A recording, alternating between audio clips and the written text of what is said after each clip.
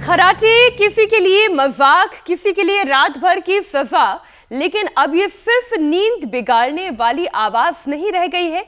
अब ये शरीर के अंदर चल रही गंभीर बीमारी की चेतावनी है, क्योंकि अब मसला केवल नींद टूटने का नहीं है, मामला है दिल और फेफड़ों पर पड़ते हुए उस दबाव का जो धीरे धीरे शरीर को अंदर से कमजोर कर रहा है। दरअसल जब कोई खराटे लेता है तो कई बार नींद के दौरान सांस बार बार रुकती है, जिसे ऑब्स्ट्रक्टिव स्लीप एपनिया कहा जाता है। इससे शरीर में ऑक्सीजन का लेवल गिरता है, फेफड़ों की धमनियों पर दबाव बढ़ने लगता है।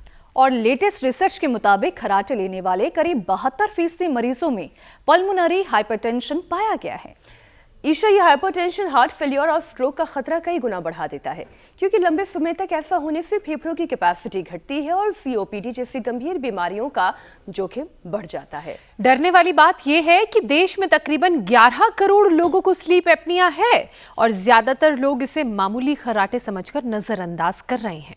दरअसल जब सांस बार बार रुकती है तो दिल को ज्यादा मेहनत करनी पड़ती है, ब्लड प्रेशर बढ़ने लगता है, हार्ट के मसल्स पर लगातार दबाव पड़ता है, जो दिन में थकान, सिरदर्द और सांस फूलने की वजह बन जाती है। और ऊपर से मौसम भी बदल रहा है।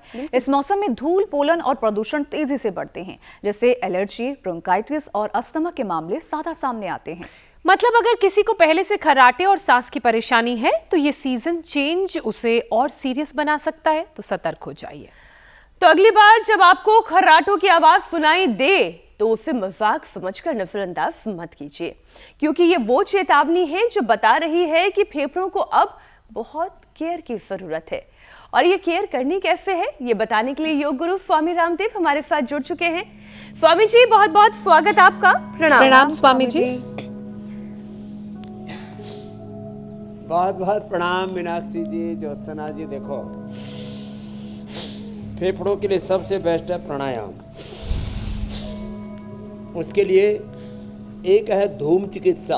हम त्रिकुटा, मुलैठी, हल्दी, कपूर और इसका धूम भी देते, धूम नस्से, जल नीति, सूत्र नीति भी कराते हैं जो बच्चे कर रहे हैं यहाँ पर, नस्से भी कराते हैं जो यहाँ पर दाहिनी ओर आप देख रहे हैं। तो जलनेति, सूत्रनेति, नस्य, भस्त्रिका, कपालभाति, अनुलोम विलोम, ये प्राणायाम, और साथ में ही अणु तेल। अणु तेल तो बहुत ही ज़बरदस्त है। अणु तेल, षडबिंदु तेल, और बहुत ज़्यादा जिनको खर्राटे आते हैं उनको ज्योतिष्मती डाल, ज्योतिष्मती या बादाम रोगन, या फिर घर का सरसों का तेल।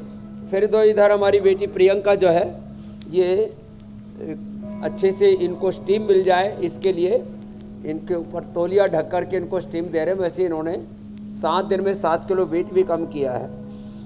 और भस्त्रिका, कपालभाति, अनुलोम विलोम, ये प्राणायामों के साथ साथ सबसे अच्छा रहता है। चलो सभी एक बार खड़े हो जाओ। हमारे नॉर्वे से आए हुए हैं हमारे वशिष्ठ जी, और इंसुलिन छूट गया, लो इंसुलिन बंद, बीपी की भी दवा बंद, और 71 की उम्र में सब रोगों को पराजित कर दिया। BP, sugar, thyroid, asthma, arthritis. ये जो खर्राटा है ये भी एक कफजन्य बीमारी है। खाली पेट, ब्रोंकोम खाने के बाद श्वासारी, त्रिकुटा भी शहद के साथ ले लें, या सीतोपलादी जो हमारे यहाँ परंपरा से प्रयोग होता आया है। हमने एक श्वासारी पाउडर भी बनाया, श्वासारी क्वाथ भी बनाया, और इसमें एक तो ये 2 अभ्यास सुबह दौड़ने से, और 5 बादाम, 5 काली मिर्च यदि सुबह सुबह खाली पेट खा लें तो जिनको भी नाक बंद रहता है ना, उनके नाक खुल जाते हैं। चलो